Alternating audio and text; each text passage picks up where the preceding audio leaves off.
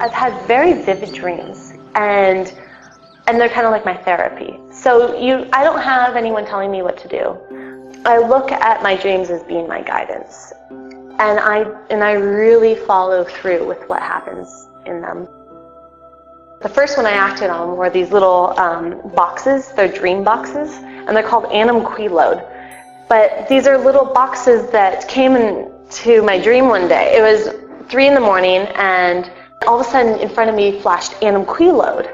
And I was like, what does Annam Queelode mean? But I didn't think anything of it. I ran downstairs and I wrote down Annam Queelode and just said dream boxes. So then a few months later, I started creating these actual boxes that hold my daily wishes and dreams in there. The next biggest dream I had was this past fall, and I had this dream that I had a space just like this, and it was my shop, and I called it Poppy. I went on to Craigslist and I was just searching just for fun, like trying to find a space. And then I came down to Georgetown, and I came in through the doors and I said, this is the space. This is exactly what was in my dream. The name of the shop comes from my childhood nickname. So my mom always wanted to name me Poppy. My dad would not have it. So as I got older, she was really trying to encourage me to legally change my name to Poppy.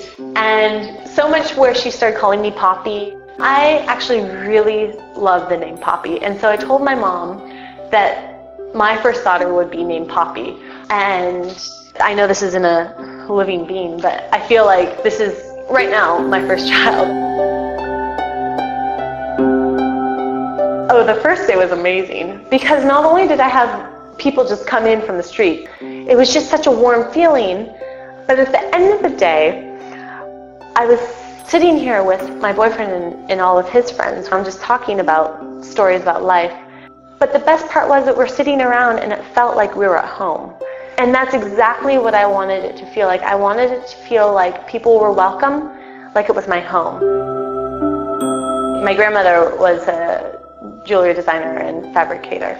And when I was 5, I'd go over to her house and I would just be enamored by all of her antique jewelry and the jewelry she made. And I could go through and sort them every single day, and they're just so soft and elegant. She even had this little silver purse from the 20s, and it was all chain, like tiny little chain mail. I would just love to grace my hands over the silver. It just felt like silk to me, which was kind of bizarre because you have this material that's, some of the hardest material out there, but to me it felt like fabric.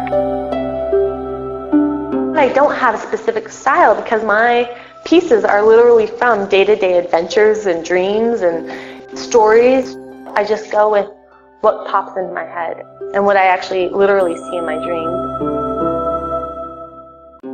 I find the most peace when I am creating pieces. So when I'm just sitting down and creating pieces and sculpting and molding and adding and subtracting and making the silver become fabric.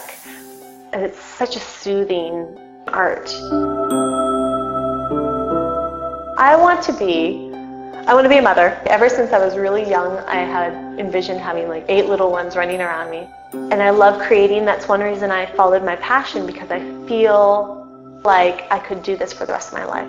I will never have to say I want to retire, because I will always be creating. I want to be the best at everything I do. So right now, I'm an artist, I'm a jeweler, I'm a metalsmith, I'm a shop owner, and I'm working really hard at it. The only thing I would give this up for is children and a family. And I don't think I would ever give it up. I would just hand it off to someone who I trust and then maybe come back to it.